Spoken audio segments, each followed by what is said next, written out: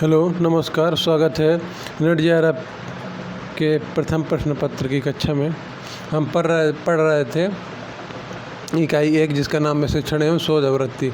उसका अध्याय 1 यानी चैप्टर 1 पढ़ रहे थे जिसका नाम है शिक्षण यानी कि टीचिंग।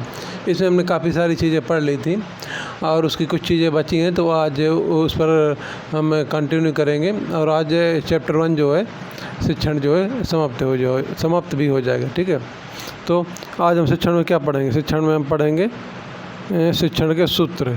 शिक्षण के सूत्र से शुरू करते हैं और भी बहुत सारी चीज़ें हैं। तो क्या पढ़ते हैं? शिक्षण के सूत्र।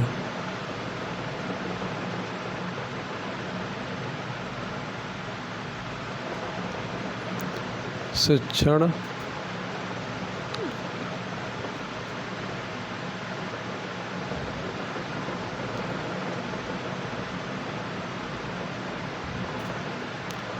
शिक्षण के सूत्र। इसको इंग्लिश में क्या बोलते हैं? शिक्षण के सूत्र को शिक्षण के सूत्र को इंग्लिश में बोलते हैं टीचिंग फार्मूला। फार्मूला में सूत्र, टीचिंग माने होता है शिक्षण, यानी कि टीचिंग फार्मूला बोलते हैं इसको इंग्लिश में, टीचिंग फार्मूला। और शिक्षण का सूत्र होता क्या? पहले मैं समझाऊंगा, उसके बाद बोल बोल लिखवाऊंगा। ठीक है, जब अध्यापक कोई कक्षा पढ़ाता है छात्रों को, तो वह छात्र को अपनी बात प्रभावी तरीके से समझा सके, यानी कि छात्र और अध्यापक के बीच में एक प्रभावी संप्रेषण यानी कम्युनिकेशन स्थापित हो सके। इसके लिए शिक्षण के सूत्र की आवश्यकता होती है। और शिक्षण के सूत्र की आवश्यकता किसको होती है? छात्र को नहीं, यहाँ पर शिक्षक को होती है शिक्षण के सूत्र की आवश्यकता। क्यों? क्योंकि शिक्षक की जिम्मेदारी होती है कि वह प्रभावी ढंग से छात्र को पढ़ाए, प्रभावी ढंग से छात्र को अपनी बात समझाए जो भी विषय पढ़ा रहा है। इसलिए शिक्षण के सूत्रों की आवश्यकता होती है शिक्षक को। इसलिए कहा जाता है कि शिक्षण के सूत्र जो है शिक्षक पर आधारित होते हैं, शिक्षक पर आधारित होते हैं। क्यों? क्योंकि इसकी आवश्यकता शिक्षक को पड़ती है। ठीक है, ये हो गया शिक्षण के सूत्र। और शिक्षण के सूत्र को मिला कैसे पढ़ाने का तरीका होता है, सरल भाषा में शिक्षण के सूत्र क्या? पढ़ाने का तरीका, सीधी सी बात। और इसके कई रूप यानी कई प्रकार है। इसको हम क्रम से देख लेते हैं। अभी समझा रहा हूँ, बाद में सब एक लिखूँगा।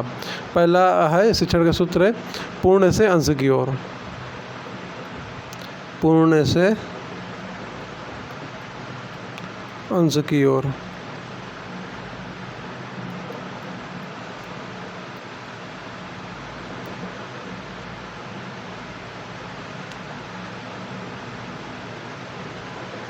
पूर्ण से अंश की ओर, ये अंश लिखा हुआ है।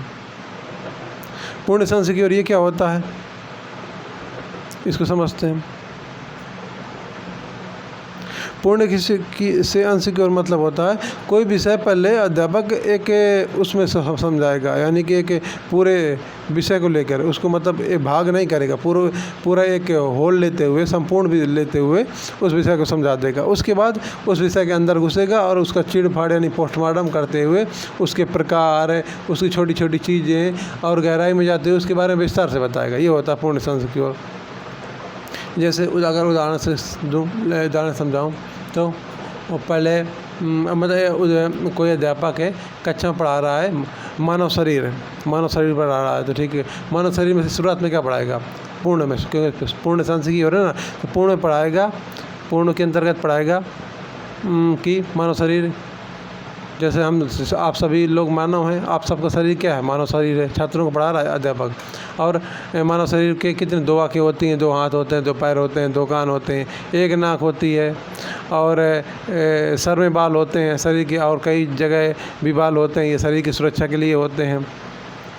महिलाओं का शरीर अलग प्रकार का होता है, पुरुषों का शरीर अलग प्रकार का होता है, और वो पहचाने जा सकें कि कौन महिला कौन पुरुष है, इसके लिए उनकी अलग अलग बाह्य विशेषताएं होती हैं। इस प्रकार ये मानव शरीर के बारे में उसने एक पूरा मोटा मोटा बता दिया उसने ऊपर से पूर्ण रूप में, लेकिन उसके अंदर तो घुसा नहीं। यानी मानव शरीर के अंदर हृदय होता है, गुर्दा होता है, अमाशय होता है, अग्नाशय होता है, बड़ी आँत, छोटी आँत, बहुत सारी चीज़ें होती हैं, ब्लड और हड्डियाँ, ये सब चीज़ें, ये सब चीज़ें नहीं बताई। लेकिन फिर आएगा अंश में उसके टुकड़े टुकड़े करेगा। हाथ में कितनी हड्डियाँ होती हैं? हाथ की त्वचा किस प्रकार होती है? त्वचा त्वचा क्या क्या काम होता है, और हाथ की त्वचा बाकी शरीर के अंग की त्वचा से किस प्रकार अलग है, हाथ की हड्डियाँ बाकी शरीर की हड्डियों से किस प्रकार अलग है, उनका काम क्या। ऐसे हर एक अंग के बारे में, यानी मानव शरीर के अंदर ढेर सारे अंग पाए जाते हैं। हृदय हो गया, फेफड़ा हो गया, और किडनी हो गई, यकृत हो गया, अमाशय, अग्नस, बहुत सारे। तो इन सब के बारे में मानव शरीर के अंदर जो अंग होते हैं उनका सबका अलग अलग करके उनकी विशेषताएं और विस्तार में बताएगा। तो ये हो गया अंश, यानी पहले पूरा मानव शरीर के बारे में बता दिया, फिर अंश यानी कि उसके टुकड़े किए ढेर सारे, पोस्टमार्टम जैसे टुकड़े किए, और टुकड़े करके मतलब पढ़ाने के रूप में टुकड़े किए, और फिर उसका एक चीज़ बताया, तो वो हो गया अंश। ये बोलते हैं पूर्ण अंश की, यानी पहले पूरा बता दिया, फिर उसका विस्तार से छोटे छोटे टुकड़े करके उस विषय के जो विषय पढ़ा रहा है वो बताया। ये होता है पूर्ण से अंश की ओर। तो और दूसरा क्या होता है शिक्षण का सूत्र, दूसरा शिक्षण का सूत्र है प्रत्यक्ष से अप्रत्यक्ष की ओर।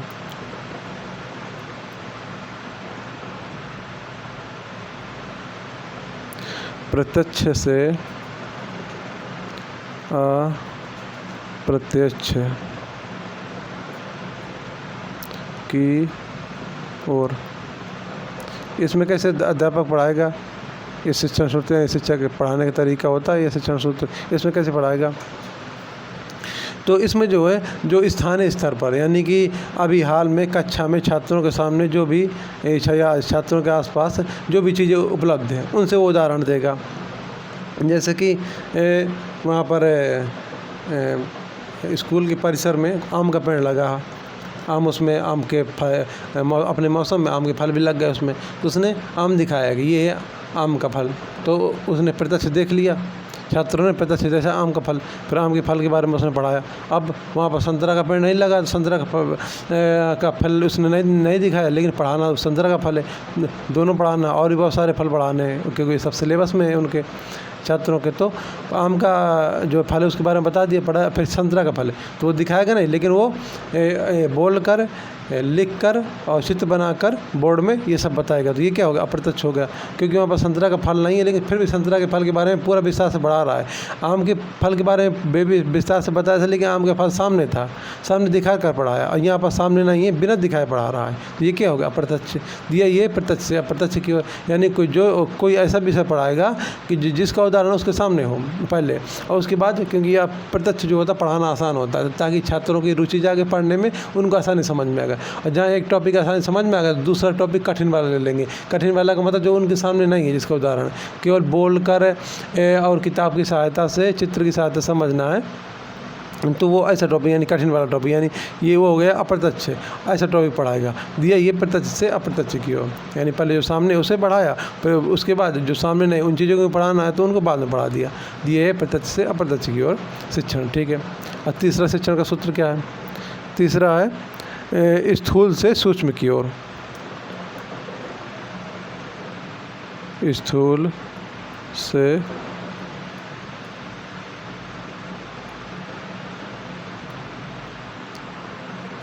सूक्ष्म, ये सूक्ष्म की लाइन कहाँ जा रही है,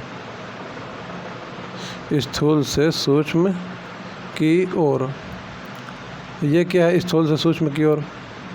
इसको एक और बोलते हैं, और आसान हो जाएगा आपको समझने में। इसको बोलते हैं और वो मूर्त से अमूर्त की ओर। मूर्त से अमूर्त की ओर, ये भी एक ही चीज़ है दोनों। स्थूल से सूक्ष्म की ओर, अमूर्त से अमूर्त की ओर, यानी कि स्थूल और मूर्त एक ही है, और सूक्ष्म और अमूर्त एक ही, यहाँ पर एक ही है।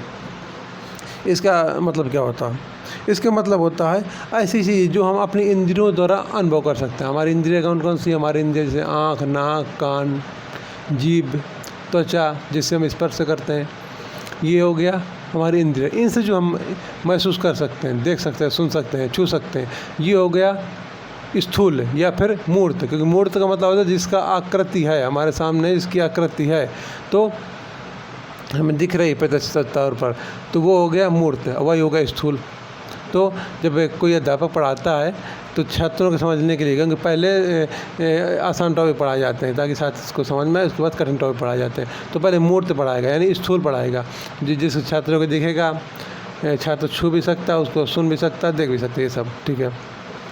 उसके बाद अमूर्त यानी कि जो सामने नहीं है उसको देख या सुन नहीं सकता और केवल उसको दिमाग में सोच कर ही समझना उस विषय को, तो वो हो गया अमूर्त या फिर सूक्ष्म। उदाहरण के लिए कक्षा में टेबल है, कुर्सी है, तो उसने टेबल को उदाहरण दे के मतलब टेबल दिखाया और ये बताया टेबल के बारे में, टेबल कैसे बनती है, लकड़ी की बनती है, बढ़ई बनाता है, ये सब चीज़ें की प्रक्रिया क्या है, पेड़ को काट के छोटे टुकड़े किए जाते हैं, ये सब जैसे ही बनती है टेबल सब बता दिया, सामने है, ठीक है, छू सकते। इसके बाद फिर और कुछ और बताएगा कि लकड़ी के घर प्राचीन काल में आज के समय में कैसे बनते थे, और लकड़ी घर प्राचीन काल में कैसे बनते थे, आज के समय तो है नहीं, क्योंकि आज के समय में तो घर कैसे बनते हैं, मिट्टी के बनते हैं या फिर उसके बनते हैं, मतलब ग्रामीण क्षेत्र में मिट्टी के बनते हैं और ज़्यादातर ग्रामीण और शहरी क्षेत्र सभी जगह पक्के बनते हैं, ईंटों के और कंक्रीट सीमेंट ये सब।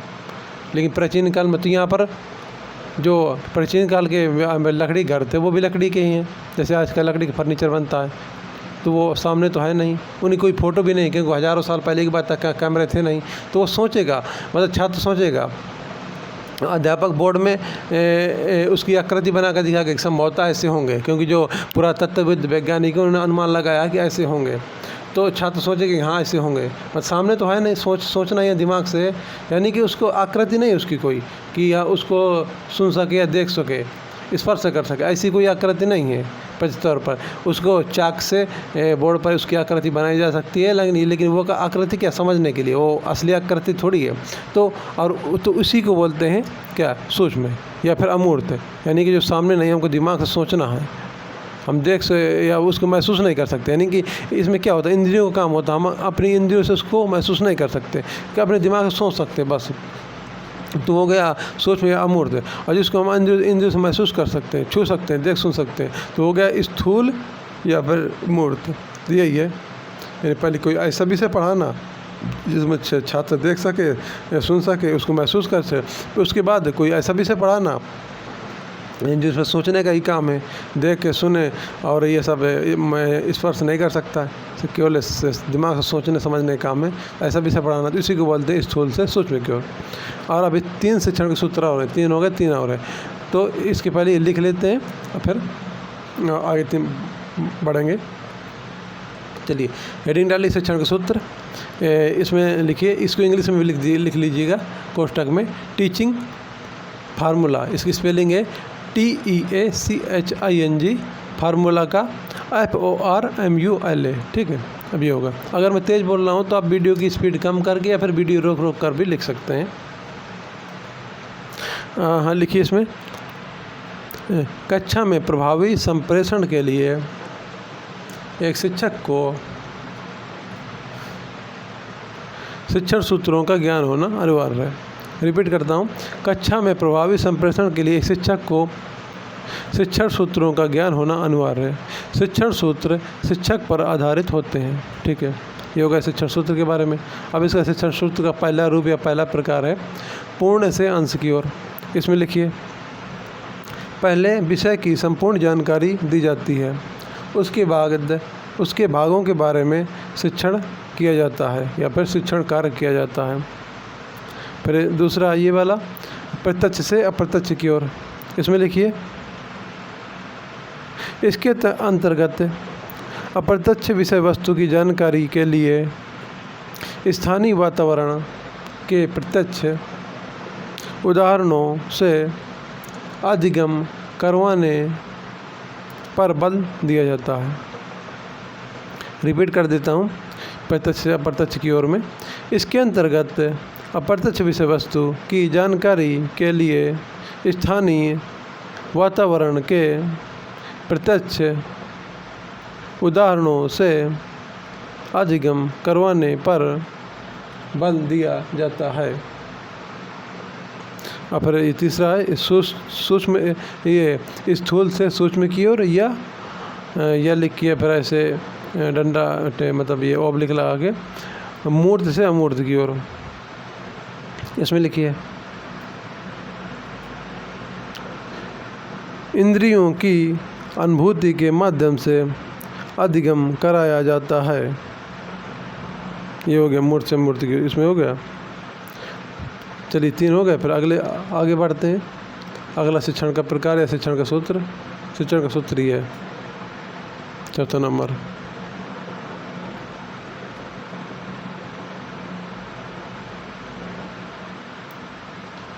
चौथा नंबर है विश्लेषण से संश्लेषण की ओर।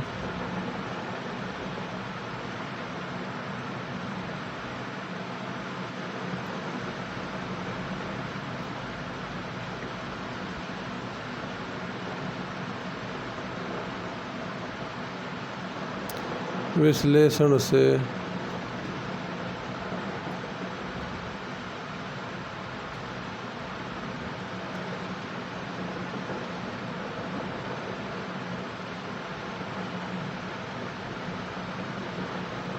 विश्लेषण से संश्लेषण की ओर। विश्लेषण से संश्लेषण की ओर, ये से अलग है।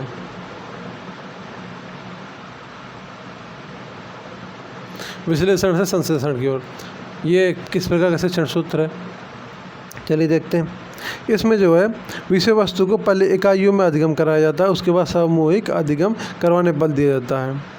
उदाहरण के लिए इसका मैराथन क्लास, ये क्या है विश्लेषण। विश्लेषण का मतलब होता है विस्तार, और संश्लेषण का मतलब होता है संक्षिप्त। इसका मतलब होता है संक्षेप, और इसका मतलब होता है विस्तार।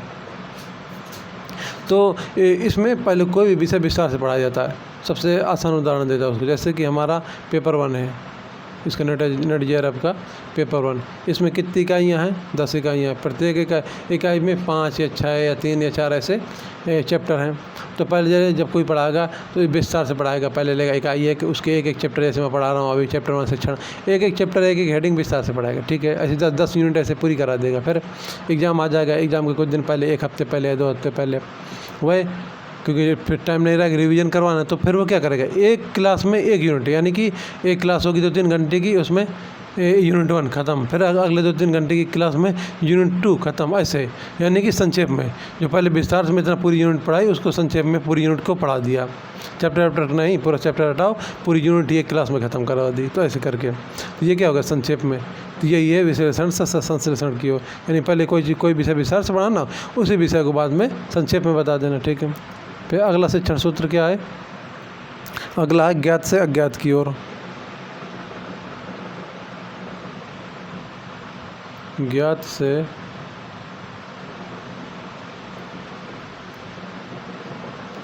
अज्ञात की ओर।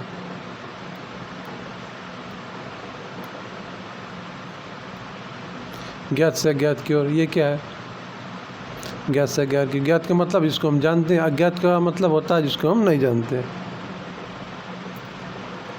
उदाहरण के लिए मैं उदाहरण से बताता हूँ। पृथ्वी क्या है, ग्रह है। पृथ्वी के बारे में हम जानते क्या, देखते ही हैं कि हमें पृथ्वी कैसी दिखती है।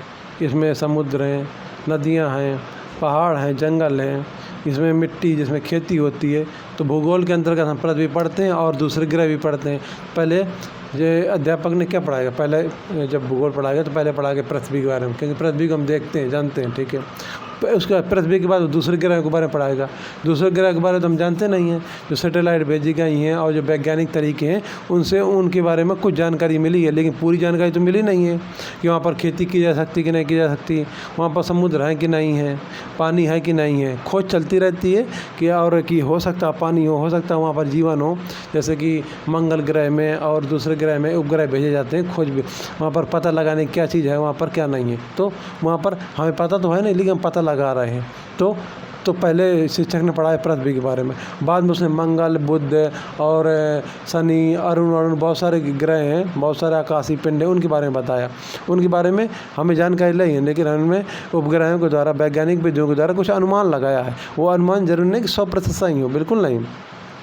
वो अनुमान सही भी हो सकते हैं, हो सकता है गलत भी हो सकता है। तो वो हमारे लिए एक प्रकार अज्ञात हुआ ना। तो ये हो गया ज्ञात से अज्ञात की ओर, यानी पहले जो हम जानते हैं जिसके बारे में अच्छी तरह से हम खोजबीन कर सकते हैं, हमारे सामने है, तो उसके बारे में पढ़ाया। बाद में उसके बारे में हम पढ़ाया जिसके बारे में हम नहीं जानते, और अपने दिमाग से सोचते हैं, अनुमान लगाते हैं, और उसी से इसके माध्यम से हम जानकारी प्राप्त कर सकते हैं। तो वो हो गया अज्ञात। तो इसी पे तो इसका उदाहरण क्या है? इसका उदाहरण हो गया, सबसे अच्छा उदाहरण हो गया अंतरिक्ष का उदाहरण। अंतरिक्ष के बारे में हम अनुमान लगाते हैं, खोजबीन जारी रखते हैं। वैसे पता नहीं है कि पूरी जानकारी, लेकिन पृथ्वी के बारे में हमारे सामने रहती है, तो अधिकतर जानकारी हमें पता रहती है। तो ये हो गया ज्ञात से अज्ञात की ओर। फिर अगला से जो शिक्षण का सूत्र है वो क्या? अगला शिक्षण का सूत्र है सरल से कठिन की ओर, सरल से जटिल की ओर। ये तो बहुत शब्दों से ही समझ में आ रहा है कि क्या होगा।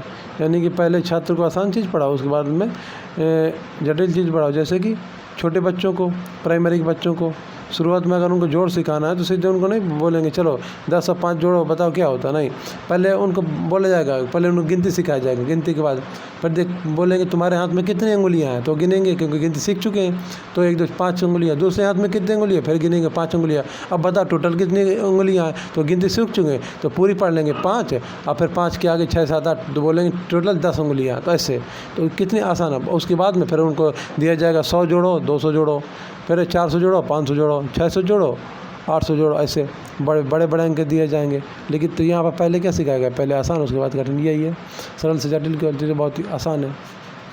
चलिए लिख लीजिए अब। यहाँ ये चौथा नंबर है, चौथा नंबर का शिक्षण सूत्र है विश्लेषण से संश्लेषण की ओर। इसके अंतर्गत लिखिए विषय वस्तु को पहले इकाइयों में अधिगम करवाया जाता है, इसके बाद सामूहिक अधिगम करवाने पर बल दिया जाता है। दोबारा बोलता हूँ, विषय वस्तु को पहले इकाइयों में अधिगम करवाया जाता है, इसके बाद उसी विषय वस्तु को सामूहिक अधिगम करने पर बल दिया जाता है। उदाहरण में लिख लीजिए अपने हिसाब से। मैराथन क्लास की मतलब अपनी याद रखने के लिए सुविधा रहेगी। उदाहरण के लिए लिख लीजिए मैराथन क्लास या मैराथन कक्षा। फिर अगला शिक्षण का सूत्र क्या है? अगला शिक्षण का सूत्र है ज्ञात से अज्ञात की ओर। इसमें लिखिए शिक्षण को पहले ज्ञात विषय वस्तु से जोड़ते हैं, फिर अज्ञात की ओर बढ़ते हैं। इसमें उदाहरण में लिख लीजिए। उदाहरण में अंतरिक्ष के ग्रह उपग्रह के बारे में अध्ययन, ये हो गया। फिर अगला क्या है? शिक्षण सूत्र सरल से जटिल की ओर। इसमें कुछ लिखवाने की जरूरत ही नहीं है, बहुत आसान है, सबको पता होगा। ठीक है, ये हो गया शिक्षण सूत्र। फिर अगला हमारा टॉपिक क्या है? अगला विषय है शिक्षण की अवस्थाएं।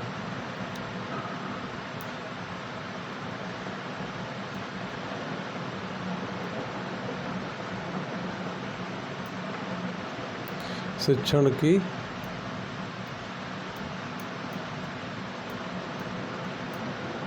अवस्थाएं। इसको इंग्लिश में क्या बोलेंगे? इसको इंग्लिश में बोलेंगे फेजेज ऑफ टीचिंग। फेज माने होता चरण या अवस्था, फेजेज ऑफ टीचिंग। ये शिक्षण की अवस्थाएं। ये शिक्षण की अवस्था क्या है? ये शिक्षण की अवस्थाएं जो है एक क्या बोलते हैं, एक प्रक्रिया होती है। अवस्था के इसमें बगल में लिख लीजिए क्रियाएं। एक क्रिया होती है जिसके माध्यम से अध्यापक छात्रों को पढ़ाता है, यही होता है। यानी कि एक प्रकार नहीं, ये शिक्षण की अवस्था जो बहुत सारी क्रियाएं या प्रक्रियाएं होती हैं जिनके माध्यम से शिक्षक द्वारा विद्यार्थियों का अधिगम कार्य पूर्ण करवाया जाता है। और इस शिक्षण की अवस्थाओं में 3 चरण हैं, यानी कि 3 अवस्थाएं होती हैं इसकी। 3 अवस्थाएं या 3 सोपान होते हैं इसके। 3 अवस्थाएं लिख लीजिए, इसके अंतर्गत होती हैं 3 अवस्थाएं। 3 अवस्थाएं कौन कौन सी होती हैं? इसमें पहली अवस्था होती है पूर्व तत्परता अवस्था। पूर्व तत्परता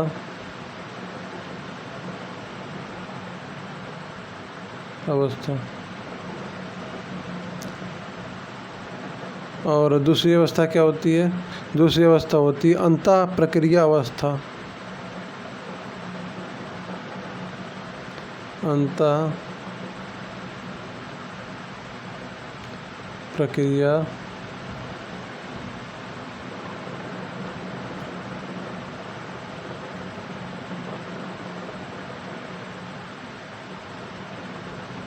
अवस्था।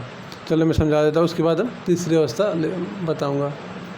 शिक्षण की अवस्थाएं क्या होती है? शिक्षण की अवस्थाएं वो एक प्रकार का ये एक प्रक्रिया होती है या फिर क्रियाओं का समूह होता है जिसके अंतर्गत क्रमशः शिक्षक छात्रों को शिक्षा प्रदान करता है, सीधी बात पढ़ाता है। प्रक्रिया, पढ़ाने की प्रक्रिया उसमें कौन कौन से चरण होते हैं, कौन कौन से पड़ाव होते हैं, कौन कौन से विधियों का समूह होता है जिसके अंतर्गत शिक्षक छात्रों को पढ़ाता है, वही शिक्षण की अवस्था है। ठीक है, फेज ऑफ टीचिंग। पहली अवस्था है पूर्व तत्परता अवस्था। ये क्या होता है? इसके अंतर्गत जो है अधिगम से पूर्व पूरी तैयारी से की जाती है, यानी कि अधिगम के लिए योजना बनाया जाता है कि कैसे पढ़ाना है, क्या पढ़ाना है। उसके पहले पढ़ाने के लिए पूरा पढ़ने या पढ़ाने के लिए पूरी योजना जो बनाई जाती है वो होती है पूर्व तत्परता अवस्था, यानी पढ़ाने के पूर्व पढ़ाना कैसे इसके बारे में पूरी योजना बनाई जाएगी, वो होती है पूर्व तत्परता अवस्था। दूसरा क्या है? अंतः प्रक्रिया अवस्था। ये क्या होती है? अंतः प्रक्रिया अवस्था ये क्लास के दौरान होती है, यानी कि पढ़ाने के दौरान जब अध्यापक पढ़ा रहा है तब होती है ये अंतः प्रक्रिया अवस्था, यानी कि शिक्षण के दौरान होती है।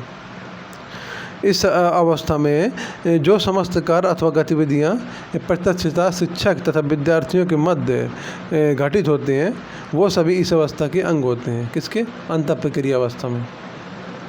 यानी कि अंतः प्रक्रिया अवस्था में शिक्षण की जो वो विधियों का समूह, शिक्षण की ऐसी विधियों का समूह जो शिक्षण के दौरान, यानी कक्षा में जब अध्यापक पढ़ा रहा है उस समय जो शिक्षण की विधियों का समूह जो प्रयोग में लाया जाता है, शिक्षण की जो प्रक्रिया होती है उस समय पढ़ाने के दौरान उन सभी प्रक्रियाओं का जो समूह होता है वो होता है अंतः प्रक्रिया अवस्था। यानी कि ये हो गया पहला चरण। इसमें जो कई स्टेप होंगे, कई पद या चरण होंगे शिक्षण के, और ये दूसरा यानी कि पढ़ाने के दौरान जो पद या चरण होंगे वो रहेंगे अंतः प्रक्रिया अवस्था में।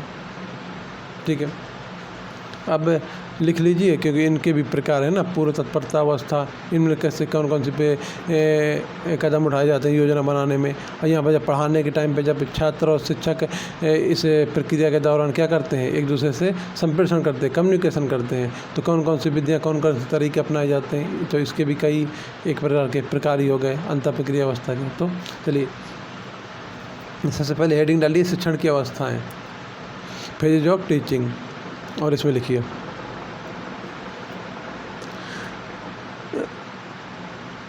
शिक्षण की अवस्थाएं ऐसे माध्यम हैं जिनके द्वारा शिक्षक द्वारा विद्यार्थियों का अधिगम कार्य पूर्ण कराया जाता है। फिर से रिपीट कर रहा हूँ, शिक्षण की अवस्थाएं ऐसे माध्यम हैं जिनके द्वारा शिक्षक द्वारा विद्यार्थियों का अधिगम कार्य पूर्ण कराया जाता है।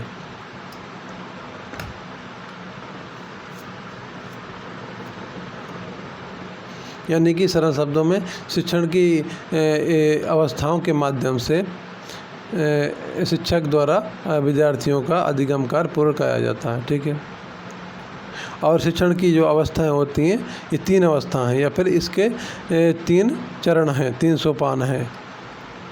तो 3 जो शिक्षण की अवस्थाओं में पहले अवस्था है पूर्ण तत्परता अवस्था, पूर्व है, ये क्या लिखा है, पूर्व तत्परता अवस्था। और इसके अंतर्गत लिखिए अधिगम से पूर्व पूरी तैयारी शामिल होती है।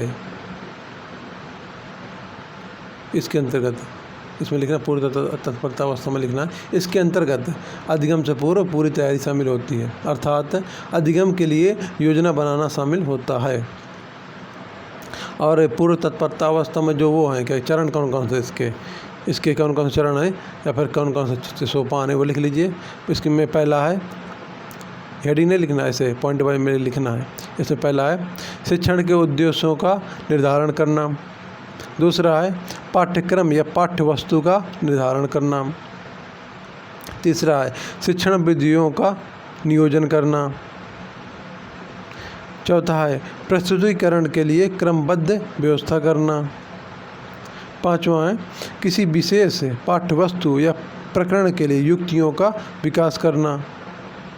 यहाँ पर युक्तियों का विकास करने का मतलब आपको समझ में आ रहा होगा, मैंने पहले बताया था। युक्तियों का मतलब होता है विधियाँ, यानी कोई विशेष पाठ्य वस्तु या कोई टॉपिक पढ़ा रहे हैं, कोई विशेष टॉपिक पढ़ा रहे हैं, तो उसके अगर वो आसान नहीं है, समझने में विद्यार्थियों को दिक्कत हो रही है, तो उसके लिए जो समझाने की या पढ़ाने की विधियाँ हैं उनका विकास करना। यानी कि कोई कठिन विषय पढ़ाने, कोई कठिन टॉपिक पढ़ाने के लिए ऐसी युक्तियों यानी कि विधियों का विकास करना जिससे विद्यार्थी को वो टॉपिक आसानी समझ में आ जाए। ये इस पॉइंट का मतलब। अगला पॉइंट लिखिए आखिरी इसके अंतर्गत, मूल्यांकन की पद्धतियों का निर्धारण करना, यानी कि मूल्यांकन की पद्धतियाँ भी जो होनी चाहिए। मूल्यांकन का मतलब होता है टेस्ट लेना, जब पढ़ा लिया कोई विषय तो टेस्ट लेना, तो टेस्ट लेने के लिए कौन सी विधियाँ कौन सी पद्धतियाँ हैं वो भी निर्धारित होनी चाहिए, तभी तो व्यवस्थित रूप से टेस्ट होंगे। ये हो गया, तो ये पूर्व तत्परता अवस्था के सभी चरण हो गए, ठीक है। दूसरा है अंतः प्रक्रिया अवस्था। इसके अंतर्गत लिखिए, पहले इसकी परिभाषा लिख लीजिए। शिक्षण की इस अवस्था में जो समस्त कार्य अथवा गतिविधियाँ प्रत्यक्षतः शिक्षक तथा विद्यार्थियों के मध्य संप्रेषित या घटित होती हैं, वे सभी इस अवस्था का अंग होती हैं। रिपीट कर देता हूँ। शिक्षण की इस अवस्था में जो समस्त कार्य अथवा गतिविधियाँ प्रत्यक्षतः शिक्षक तथा विद्यार्थियों के मध्य घटित या संप्रेषित होती हैं, वो सभी इस अवस्था के अंतर्गत आती हैं, ठीक है। इस अवस्था के पद कौन कौन से, अंतर प्रक्रिया अवस्था कौन कौन से पद या कौन कौन से चरण हैं, लिख लीजिए। पहला है, पॉइंट में लिखना है, विद्यार्थियों का निदान। विद्यार्थियों का निदान क्या है? निदान को मैंने पहले पढ़ा दिया था। निदान का मतलब होता है डायग्नोसिस इंग्लिश में, यानी कि कमियों का पता लगाना, विद्यार्थियों की कौन कौन सी समस्याएं हैं जो पढ़ाई में बाधा उत्पन्न कर रही हैं, वो होता है निदान। दूसरा बिंदु इसी में क्रिया एवं प्रतिक्रिया। क्रिया प्रतिक्रिया का मतलब जब पढ़ाएगा तो अध्यापक क्रिया करेगा, फिर उसके प्रत्युत्तर में स्टूडेंट प्रतिक्रिया करेगा, तो ऐसे उन दोनों के बीच में कम्युनिकेशन होगा और अपने विषय को वह आगे बढ़ाएगा। फिर अगला पॉइंट इसी में युक्तियों का प्रयोग, बता चूँगा युक्तियाँ मैंने पढ़ाने की विधियाँ। फिर अगला पॉइंट है युक्तियों का विस्तार। फिर अगला पॉइंट है कक्षा के आकार प्रकार की अनुभूतियाँ। कक्षा के आकार प्रकार की अनुभूति, इसका मतलब क्या है कि कक्षा कैसी होनी चाहिए, कितने छात्र होने चाहिए, ये सब उनके बैठने का तरीका क्या होना चाहिए, सब चीज़ें जो होती हैं कक्षा के आकार प्रकार की अनुभूतियों में आ जाएंगी, ठीक है। तो तीन अवस्थाओं में, अब समझिए इधर लिखना बंद करके, तो तीन अवस्थाओं में दो अवस्थाएं हो गई। अब चलिए तीसरी अवस्था देखते हैं।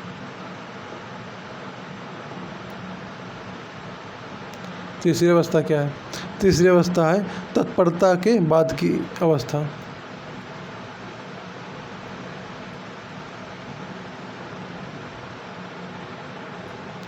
तत्परता के बाद की अवस्था।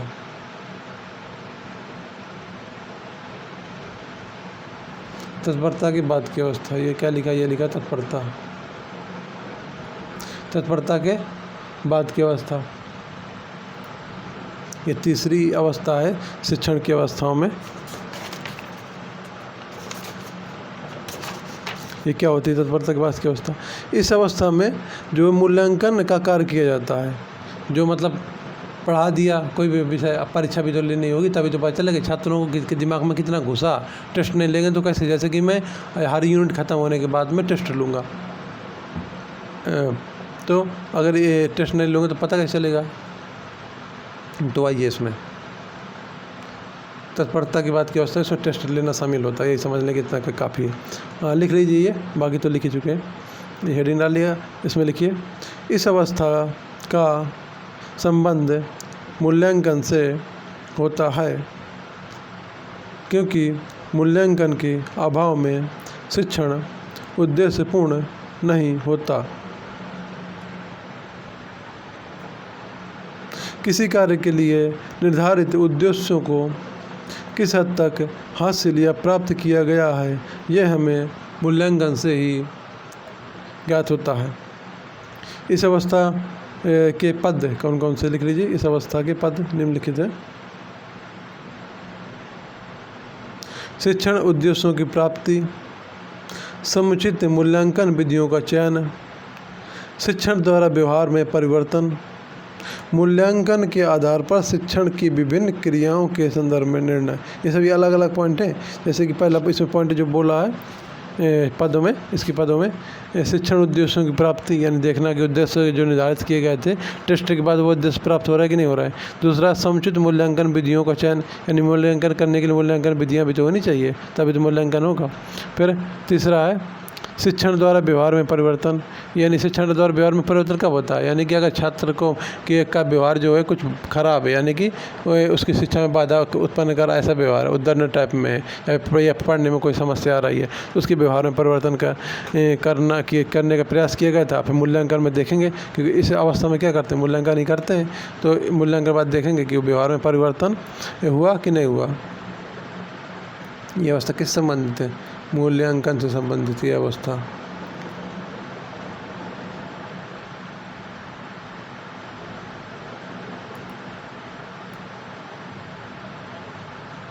मूल्यांकन, ठीक है।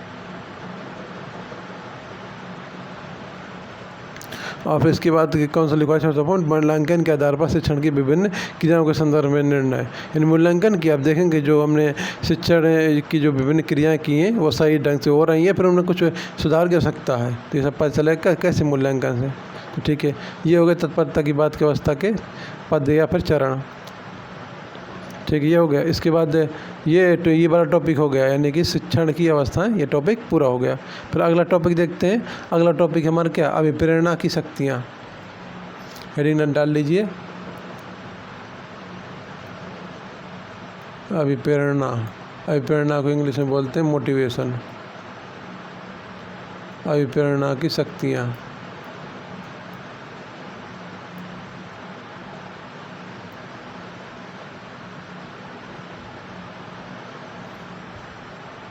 यानी कि मोटिवेशन पावर्स।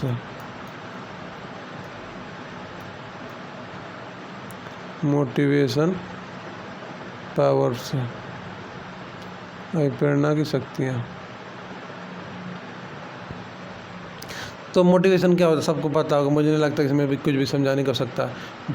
अभिप्रेरणा या मोटिवेशन क्या होता है, मोटिवेशन में युवा ही होता है जो आपको पढ़ने के लिए प्रेरित करता है, नहीं तो पढ़ो क्या को फिर तो पढ़ने की ज़रूरत ही क्या है, कुछ काम करने की ज़रूरत ही क्या है, नेट जेआरएफ क्यों निकालना है।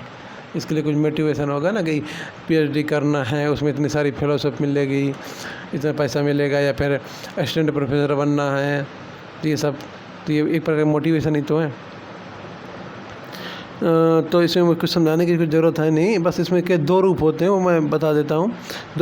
जो मोटिवेशन होता है दो प्रकार का होता है, यानी अभिप्रेरणा दो प्रकार का होती है। एक होती है बाह्य अभिप्रेरणा, बाह्य अभिप्रेरणा,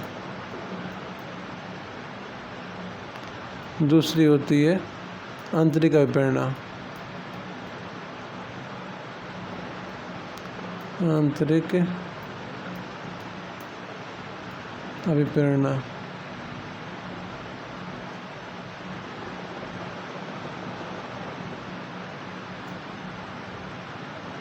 आंतरिक अभिप्रेरणा। बाह्य अभिप्रेरणा का मतलब होता है एक्सटर्नल मोटिवेशन। बाह्य का मतलब क्या होता है, एक्सटर्नल यानी बाहरी, इंटरनल यानी कि आंतरिक, अभिप्रेरणा यानी मोटिवेशन यानी कि होता है एक्सटर्नल। एक्सटर्नल, ठीक है, हो गया, TR होता है एक्सटर्नल। ये होता है आंतरिक यानी इंटरनल। इंटरनल तो बाय मोटिवेशन क्या होता है उसको उदाहरण के द्वारा बताता हूँ। बाय मोटिवेशन जैसे कि छोटे बच्चे हैं, प्राइमरी पढ़ने वाले या फिर जूनियर हाई स्कूल में पढ़ने वाले, उनको स्कूल जाने के लिए क्या दिया जाता है? सुबह कुछ खाने के लिए मिठाई दे दी गई, या कुछ फल दे दिया गया, या कुछ चॉकलेट टॉफ़ी टाइप में दे दिया गया, तो वो स्कूल खुशी खुशी चले गए। तो ये क्या हो गया? बाय मोटिवेशन, मतलब बाय अप्रेरणा या फिर एक्सटर्नल मोटिवेशन। ये छोटे बच्चों में काम आती है क्योंकि उनकी समझ नहीं होती ना इतनी कि वो खुद से मोटिवेट हो सकें। और जो खुद से मोटिवेट होता है उसे बोलते हैं आंतरिक अप्रेरणा। जैसे कि कोई छात्र है, यानी आप ही लोग हैं, तो आपको कोई बता नहीं रहा कि नेट JRF निकालो, असिस्टेंट प्रोफेसर बनो, या फिर PhD में एडमिशन लो, अच्छे तरीके से कमाओ, उसके बाद से डायरेक्ट प्रोफेसर बनो, PhD के दौरान भी खूब लाखों रुपये कमाओ। कोई बता नहीं रहा, आपको जानकारी है ये इन सब चीज़ों के बारे में, तो आप खुद सोच रहे हैं, अपने दिमाग से खुद सोच रहे हैं और खुद मोटिवेट हो रहे हैं कि अगर ये JRF का एग्ज़ाम निकल गया, पहली बार में निकल गया, तो एक तो टाइम बचेगा, उतनी जल्दी PhD में एडमिशन हो जाएगा, उतनी जल्दी हमारा जहाँ एडमिशन होगा उतनी जल्दी प्रक्रिया शुरू हो जाएगी, सब टाइम से हमको जॉब लग जाएगी। जॉब लगेगी, इसके बाद प्रोफेसर वाली, तो उसमें 1 लाख के ऊपर महीने का वेतन मिलेगा। तो ये सब क्या है? आप खुद सोच रहे हैं, यानी खुद से मोटिवेट हो रहे हैं, कोई बाहरी व्यक्ति नहीं बता रहा। तो ये होती है आंतरिक अभिप्रेरणा, यानी खुद से ही मोटिवेट हो रहा है। कोई समझदार विद्यार्थी है, कोई उच्च कक्षा का विद्यार्थी है, उसको धक्का नहीं देना पड़ता।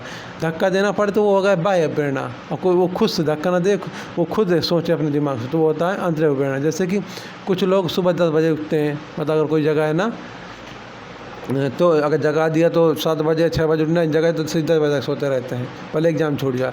और कुछ लोग होते हैं सुबह 5 बजे खुद से ही जाग जाएंगे, मतलब उन्हें कोई दूसरे व्यक्ति जगाने की। तो यहाँ पर जो दूसरे के व्यक्ति को जगाने से सकता वो है एक्सटर्नली मोटिवेटेड, यानी बाय अभिप्रेरित, उसे बाय प्रेरणा की ज़रूरत है। और जो खुद ही जग जाता है बिना किसी के अलार्म लगा लिया, बस उतना काफ़ी है, किसी व्यक्ति की ज़रूरत नहीं जगाने के लिए, और जग के हाथ में धो के पढ़ना शुरू कर दिया, तो वो है आंतरिक अभिप्रेरित, यानी इंटरनली मोटिवेटेड, यानी खुद से वो उसके अंदर का आंतरिक अभिप्रेरणा ये है। तो ये तो बहुत सी आसान चीज़ें समझ में आ गई होंगी। और लिख लीजिए, मैं बोल के लिखवा देता हूँ। हेडिंग डालनी है प्रेरणा की शक्तियाँ, इसके अंतर्गत लिखिए, किसी भी व्यक्ति के व्यवहार में स्थायित्व लाने का कार्य अभिप्रेरणा के द्वारा ही होता है। अभिप्रेरणा के बिना अधिगम संभव नहीं है, यानी कि अभिप्रेरणा के बिना अधिगम का मतलब पढ़ाई, यही होता है, सीखना सिखाना, ये संभव नहीं है।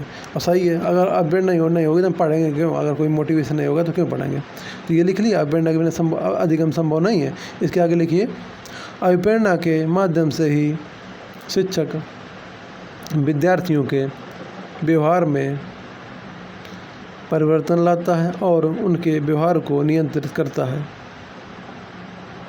साथ ही कॉमा लगा के, साथ ही शिक्षण को प्रभावशाली बनाकर उनके लक्ष्य की प्राप्ति में सहायता करता है। कौन? अध्यापक। किनकी सहायता करता है? विद्यार्थियों में। ठीक है, अब मैं रिपीट कर देता हूँ पूरा पैसेज। अभिप्रेरणा की शक्तियों में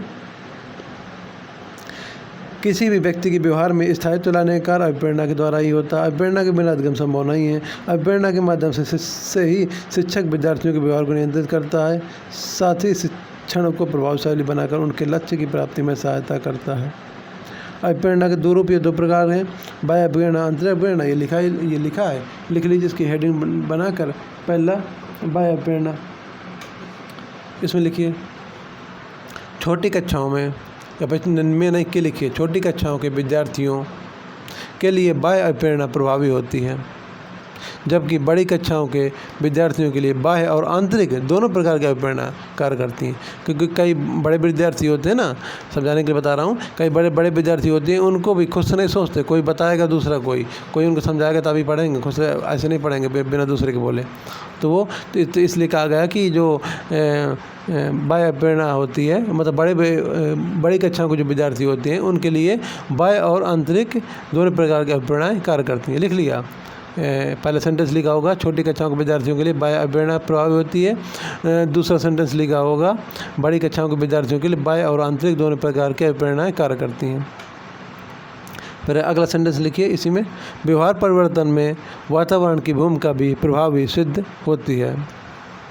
अतः शिक्षण के दौरान कक्षा का वातावरण इस प्रकार तैयार किया जाना चाहिए कि विद्यार्थी अपेक्षित अनुक्रियाएं अपेक्षित अनुक्रियाएं संपन्न करने के साथ साथ अपने उद्देश्य हेतु प्रतिबद्ध भी हो। ठीक है, ये हो गया। फिर पैसे चेंज करके लिखिए। मनोविज्ञान के अनुसार आंतरिक अभिप्रेरणा बाह्य प्रेरणा से अधिक प्रभावी होती है, क्योंकि आंतरिक अभिप्रेरणा द्वारा व्यवहार में स्थायी परिवर्तन होता है। ये लाइन रिपीट कर रहा हूँ, फिर से सुनिए। मनोविज्ञान के अनुसार आंतरिक अभिप्रेरणा बाह्य अभिप्रेरणा से अधिक प्रभावी होती है, क्योंकि आंतरिक अभिप्रेरणा द्वारा व्यवहार में स्थायी परिवर्तन होता है। ये लाइन बहुत महत्वपूर्ण है, एग्जाम में कई बार डायरेक्ट पूछ ली जाती है कि आंतरिक अभिप्रेरणा बाह्य अभिप्रेरणा में से कौन ज़्यादा प्रभावी होता है। तो हमेशा आंतरिक अभिप्रेरणा ज़्यादा प्रभावी होगा। क्यों होगी ज़्यादा प्रभावी आंतरिक अभिप्रेरणा? क्योंकि यह व्यवहार में स्थायी परिवर्तन लाती है। ठीक है, ये यहाँ पर होगा कि स्थायी परिवर्तन होता है। इसके बाद लिखिए, इसलिए शिक्षण कार्य कराते समय आंतरिक अभिप्रेरणा प्रदान करने हेतु शिक्षक द्वारा विद्यार्थियों की प्रशंसा की जानी चाहिए। यानी कि शिक्षक पढ़ाते समय इस प्रकार विद्यार्थियों को मोटिवेट करे कि वो आंतरिक रूप से अभिप्रेरित हों, ये समझने के लिए। ठीक है, लिख लिया होगा यहाँ पर, विद्यार्थियों की प्रशंसा की जानी चाहिए। चलिए और फिर आगे हेडिंग डालिए, आइए अभिप्रेरणा का शैक्षिक महत्व। अभिप्रेरणा का शैक्षिक महत्व क्या है, यह हेडिंग डालिए, अभिप्रेरणा का शैक्षिक महत्व, और इसके अंतर्गत लिखना शुरू कीजिए।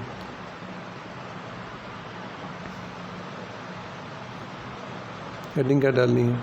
हेडिंग डालनी है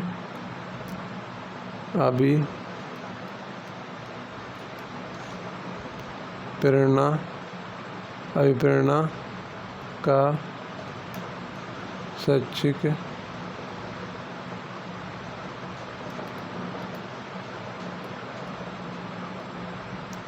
अभिप्रेरणा का शैक्षिक महत्व, यानी शैक्षिक महत्व यानी शिक्षा में क्या महत्व है अभिप्रेरणा का, ये कुल मिला के। ठीक है, अभिप्रेरणा का शैक्षिक महत्व इसमें लिखिए, पॉइंट डाल के 1 2 1 एक में लिखिए। अधिगम के लिए प्रोत्साहन हेतु, अधिगम के लिए प्रोत्साहन हेतु। दूसरे में लिखिए व्यवहार में परिवर्तन हेतु।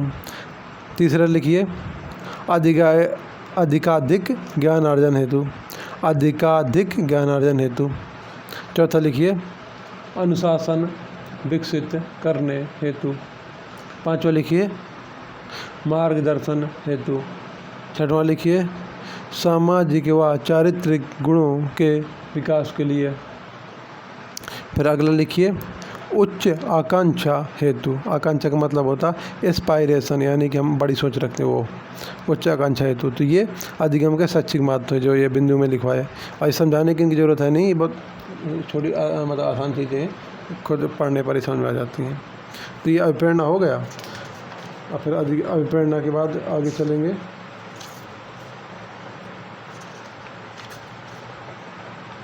शिक्षण के कार्य। शिक्षण के कार्य का अगला टॉपिक है। चलिए हेडिंग डालिए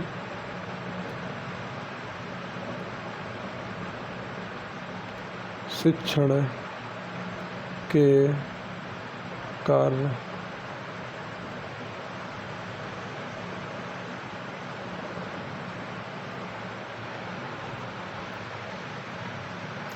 तो शिक्षण क्या कार्य होता है, इसको इंग्लिश में बोलते हैं फंक्शन ऑफ टीचिंग। फंक्शन माने होता है कार्य, टीचिंग माने क्या होता है, टीचिंग माने होता है शिक्षण। FUNCTION function of teaching, TACHING function of teaching. ये हो गया शिक्षण के कार्य। तो शिक्षण के कार्य क्या होता है? वही होता है पढ़ाने के टाइम पे जो जिस प्रकार अध्यापक पढ़ाता है, जो पढ़ाने के टाइम पे जो कार्य करता है वही तो शिक्षण कार्य। सीधे से शब्दों से इसका अर्थ निकल रहा है। और इसके शिक्षण कार्य में इसका वर्गीकरण भी किया गया, इसका वर्गीकरण देखेंगे। तो शिक्षण कार्य इसकी परिभाषा लेकर लिखवाने की जरूरत है नहीं, ना एग्जाम में पूछी जाती है। शिक्षण कार्य क्या है? सीधी सी बात, जो पढ़ाते समय जो टीचर कार्य करता है वही शिक्षण कार्य। और क्या है ये, इसके प्रकार जो बताए गए हैं शिक्षण कार्य के प्रकार कि अलग अलग तरीके से पढ़ाता है, अलग अलग कोई एक विधि तो होती नहीं, हर अध्यापक की अलग विधि होती है और एक ही अध्यापक का ये अलग अलग विधियों से पढ़ाता है छात्रों की जो ज़रूरतों के अनुसार और परिस्थितियों के अनुसार। तो वही इसमें जो शिक्षण के कार्य का जो पहला प्रकार है ये या फिर शिक्षण के कार्य के अंतर्गत पहला कार्य कह सकते हैं, पहला प्रकार, दोनों कुछ भी कह सकते हैं। इसमें पहला है निदानात्मक कार्य, पहला कार्य कहेंगे हम क्योंकि हम पढ़ रहे हैं ना शिक्षण कार्य, तो इसका जो पहला कार्य है शिक्षण कार्य के अंतर्गत वो है निदानात्मक कार्य। निदानात्मक कार्य, ये निदानात्मक कार्य क्या है? आप पिछली क्लास से अगर स्टार्टिंग से देख रहे हैं पहले क्लास से, तो निदानात्मक जो है निदान क्या होता है? ये शिक्षक एक अध्यापक कक्षा में पढ़ाने पढ़ाने के समय निदान के अंतर्गत क्या करता है? निदानात्मक है जब कार्य करता है तो उसके अंतर्गत वो क्या करता क्या है, ये सब पहले बता चुका हूँ, तो मुझे नहीं लगता यहाँ पर फिर समझाने की सकता है। संक्षेप में बता देता हूँ, विस्तार में मैंने सब बता चुका हूँ ये निदानात्मक कार्य क्या होता है। इसके अंतर्गत जो है, इसको इंग्लिश में क्या बोलते हैं? निदान को बोलते हैं डायग्नोसिस, यानी कि समस्या का पता लगाया जाता है कि छात्र ऐसी कौन समस्या जो पढ़ने में बाधा उत्पन्न कर रही है। डायग्नोस्टिक बोलते हैं इसको, डायग्नोस्टिक, DIAGNOSTIC, डायग्नोस्टिक कार्य यानी कि फंक्शन। तो ये होगा निदानात्मक कार्य। क्या होता है मैंने बता दिया अभी क्या होता है। छात्रों की समस्या का पता लगाया जाता है, क्योंकि समाधान नहीं किया, केवल पता लगाएंगे ऐसी समस्या जो उसे पढ़ने में बाधा उत्पन्न कर रही है, तो ये निदानात्मक कार्य हो गया। और फिर इसका अगला कार्य देखेंगे, शिक्षण कार्य में अगला कार्य है उपचारात्मक कार्य। ये भी पढ़ा चुका हूँ पिछली क्लासों में। उपचारात्मक कार्य, निदानात्मक कार्य में हमने समस्या का पता लगा ली। उपचार का मतलब क्या होता है? इलाज करना, यहाँ पर समस्या का समाधान किया जाता है। उपचार को इंग्लिश में क्या बोलते हैं? उपचार को इंग्लिश बोलते हैं थेराप्यूटिक। उपचारात्मक को उपचार यानी थेरेपी, उपचारात्मक यानी थेराप्यूटिक। तो इसमें जो है क्या है, जो समस्या पता लगाई गई है उसका समाधान किया जाता है बस। और इसका विस्तार में मैंने पिछली क्लास में सब बता चुका हूँ, तो ताकि क्योंकि एक क्लास देखने वैसे तो होगा नहीं, आपको पूरी स्टार्टिंग से क्लास देखनी पड़ेगी। पढ़ने का तरीका क्या है सब बताया है, सिलेबस क्या है ये भी बताया है, तो वो सब देखना पड़ेगा। प्रॉपर नोट्स बनाने पड़ेंगे, जैसे मैं बोलता हूँ वैसे नोट्स बनाने पड़ेंगे, बोल जैसे लिखवाता हूँ वो लिखने पड़ेंगे, तब कहीं एग्जाम जाके निकलेगा। तो इस वजह से स्टार्टिंग से वीडियो देखिए, अगर नहीं देखी तो इसमें चैनल में सभी वीडियो उपलब्ध है, क्रम से उपलब्ध है, तो क्रम से वीडियो देखिए, तब ये आप इसको भी देख लीजिए। इसको देखने के बाद तो तब आप आएंगे तो अगर इसमें जो कुछ समझ में नहीं आया तो वहाँ पे समझ में आ जाएगा। पिछली वीडियो में जो वहाँ पे बताया है ये सब, उपचारात्मक क्या है, निदानात्मक क्या है, सब ये सब समझ में आ जाएगा वहाँ पर। अगर फिर भी कुछ भी समझ नहीं आता इसमें, कुछ भी का मतलब कोई भी टॉपिक, एक या दो कोई भी टॉपिक में डाउट है, कुछ पूछना है तो पूछना कैसे, ये भी सब स्टार्टिंग में, मतलब मैंने जो स्टार्टिंग वाली इंट्रोडक्शन क्लास है उसमें सब बताया कि कोई क्वेश्चन कैसे पूछ सकते हैं। उसमें मैंने नंबर भी दिया है, उस पर कॉल करके या मैसेज करके प्रश्न पूछ सकते हैं। ठीक है, दूसरा हो गया, दूसरा कार्य। फिर तीसरा कार्य क्या है?